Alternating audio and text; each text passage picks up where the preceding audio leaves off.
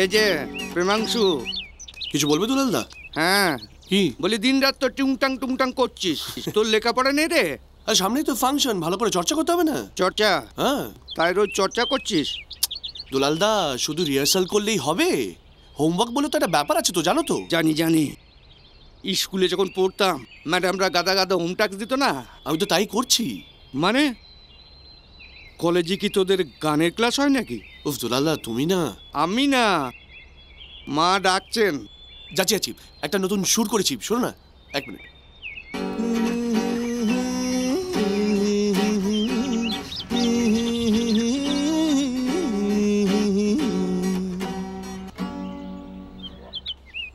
সুরটা কেমন লাগলো? বাহ, চমৎকার। সুরটা কে করেছে বলো তো? কে? এই প্রেমাংশু চৌধুরী। হ্যাঁ হ্যাঁ দুলালদা সত্যি বলছো, ভালো লাগছে? খুব ভালো। আগুন জ্বালিয়ে দেবো দুলালদা, মানুষের মনে আগুন জ্বালিয়ে দেবো।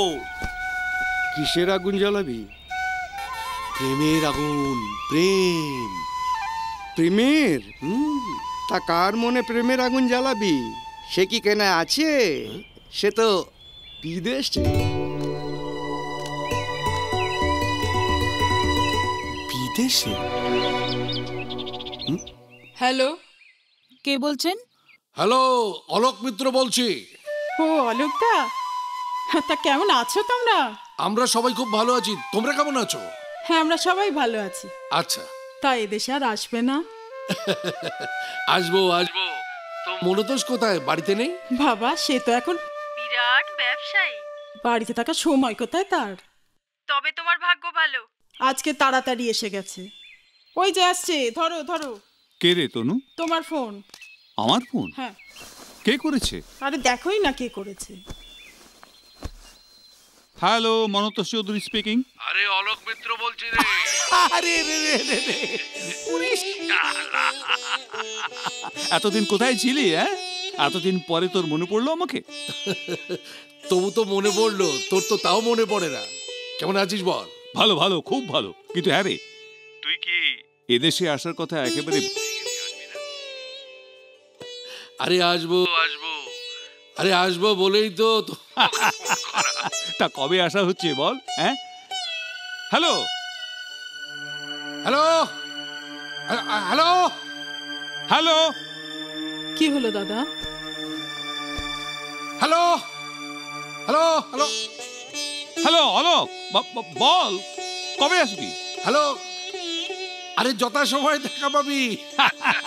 ভেরি গুড, খুব ভালো খুব ভালো। তাহলে তুই নিশ্চিত আসছিস? হ্যাঁ, রাখছি রে, বাই। Okay, by.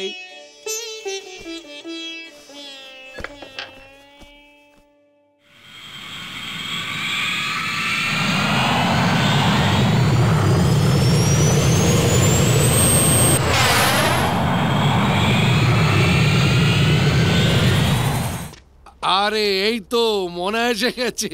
ওমা, তুমি এখন এলে? এই দেখো কারা এসেছেন।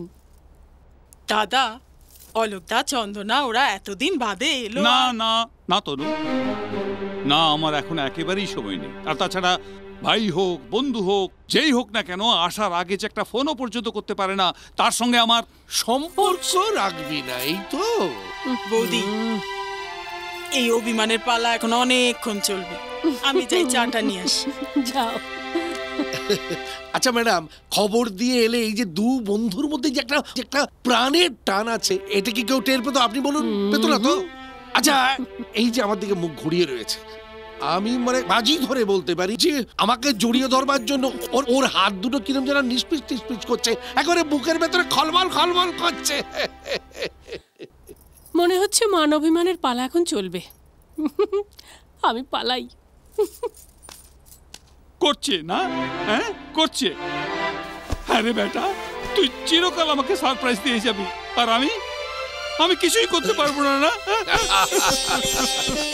আরে কেন করতে পারবি না? আরে এবার থেকে তো তোকে সবই করতে হবে, তাই তো আমি চন্দনাকে নিয়ে এসেছি।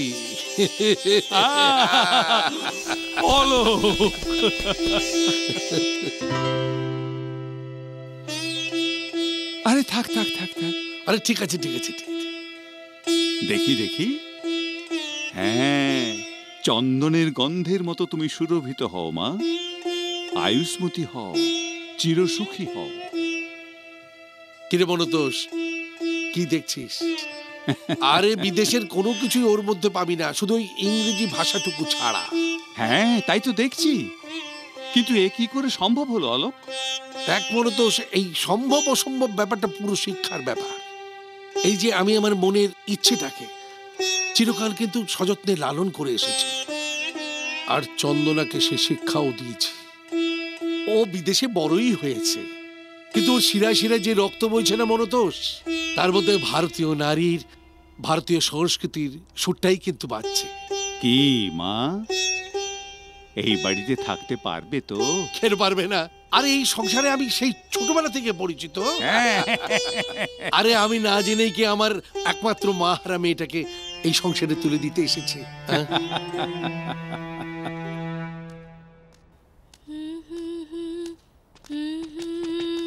আরে চন্দনা, তোমাকে এক যুগ পরে দেখলাম। আমিও। তখন আমরা কত ছোট ছিলাম না? স্বাভাবিক। আমি ওপরে যাচ্ছি, আপনি আসুন না। আপনি করে বলছো কেন? তুমি করে বলো।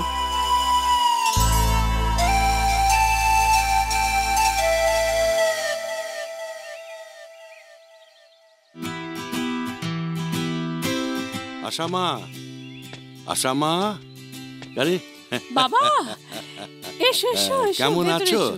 ভালো আছি, বসো, এখানে বসো। তারপরে আমার নাতিটি কি করছেন? ওই যে ও, ওই যে গিটারে টুংটাং আচ্ছা, করছেন। আচ্ছা। প্রেম, প্রেম, তোমার দাদু এসেছেন, নিচে এসো। জামাই বাবা জীবনের তো এ সময় থাকার কথা নয়। আচ্ছা, ওর কাজকর্ম কেমন চলছে? তোমার আশীর্বাদে সব ঠিকঠাক চলছে। Very good. দাদু কেমন আছো? ভালো আছি, তুমি কেমন আছো? আর বলো না, তোমরা তো নিজেদের নিয়ে এত ব্যস্ত, দাদুর খবর রাখার প্রয়োজনই মনে করো না। না দাদু, তোমার খবরাখবর আমরা ঠিকই পাই, বরঞ্চ তোমার ব্যস্ততার জন্য তোমার সাথে ডিরেক্টলি যোগাযোগ করা যায় না। হ্যাঁ বাবা। আচ্ছা, তোমার এই বয়সে এত খাটাখাটনির কি দরকার বলো তো? তুমি তো জানো মা, আমার কর্মই ধর্ম। হ্যাঁ, সেসব ঠিক আছে, কিন্তু এত সোশ্যাল সার্ভিস। হ্যাঁ, কার পড়াশোনা হচ্ছে না তার জন্য দাদু ছুটলো টাকা জোগাড় করতে, কার মেয়ের বিয়ে হচ্ছে না দাদু ছুটলো তার জন্য চাঁদা তুলতে, তার উপর দাতব্য চিকিৎসালয়, অবৈতনিক স্কুল, এসবও তো আছে। তুই তো জানিস মা, ছোটবেলা থেকে কত কষ্ট করে বড় হয়েছি, তোকে ভালো জায়গায় বিয়েও দিয়েছি, আর আমার নাতি, তোর ছেলে, হীরের টুকরো ছেলে। আমার কি চাই আর বল? কি চাই? কিন্তু দাদু এবার নিজের কথা একটু ভাবো। ছোটবেলা থেকে শিখেছি মা, পরের কারণে স্বার্থ দিয়া বলি, এ জীবন ও মন সকলই দাও, তার মতো সুখ কোথাও কি আছে? আপনার কথা বলিয়া যাও।